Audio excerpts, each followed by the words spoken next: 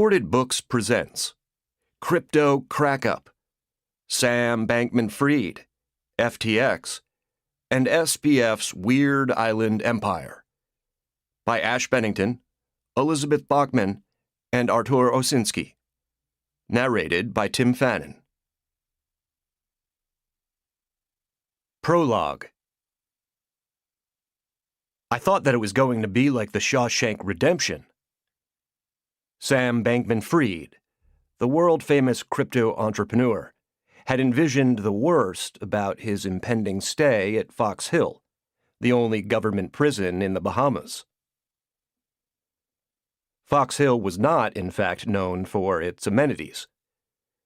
A year earlier, a U.S. State Department report had documented conditions at the prison: overcrowding, poor nutrition, poor sanitation, inadequate access to medical care, and cells infested with rats, maggots, and insects. Some cells at Fox Hill were only 6 feet by 10 feet, yet held 6 maximum security prisoners, whose human waste was removed by inmates in buckets.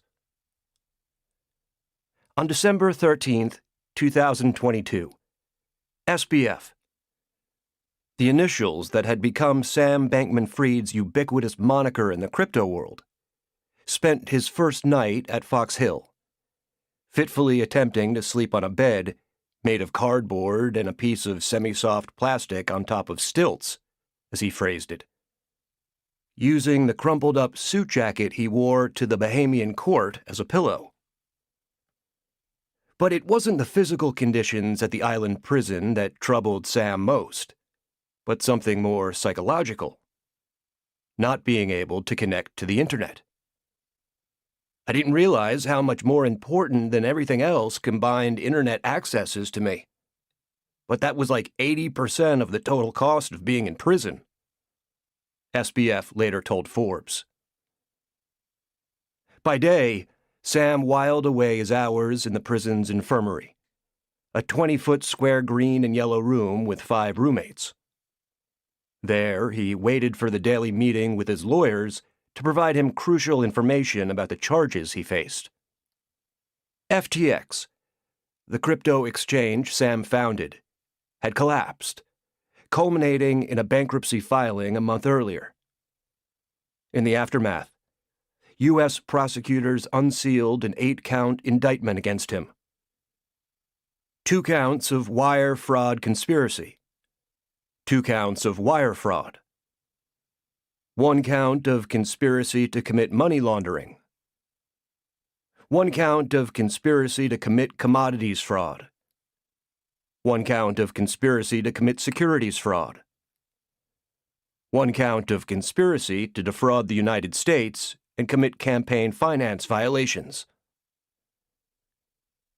$8 billion of customer funds missing, the Commodity Futures Trading Commission alleged at the time. The first 3 counts alone each carry a maximum sentence of 20 years. All the counts combined could lead to a maximum sentence of 115 years in federal prison for Sam Bankman-Fried, a daunting prospect for a young man who had just turned 30. Only a few days before Sam found himself in a prison cell, he'd been writing a speech to deliver to Congress via video conference from his 12,000-square-foot Ocean View penthouse, which was just a 40-minute drive west across the island of New Providence from his new home at Fox Hill Prison. The first draft of his speech for his congressional testimony, which Forbes obtained, began with the words, "I fucked up." But that speech was never delivered because, as SBF was polishing up his words, he received a call from his lawyer in New York passing on a message from the FBI. The Bahamian police were on their way to arrest Sam, unless he agreed to U.S. extradition under some sort of bail conditions. If he agreed to their terms, the FBI promised to scoop him up before the Bahamian police could and have him aboard a private plane headed north that night, Forbes reported. A million thoughts raced through his head, Sam told Forbes, and he needed to figure out what to do. His parents, Joseph Bankman and Barbara Fried, both law professors at Stanford Law School, were in the room with their son at the time. After they received the message, the family frantically called up anyone who might give them information and verify that the FBI's tip about the Bahamian police was true. But before long, they heard a knock at the door. And it wasn't Uber Eats delivering Sam an Impossible Burger. Bahamian officers walked in and gave Sam 5 minutes to collect his things before they handcuffed him and transported him to a police station.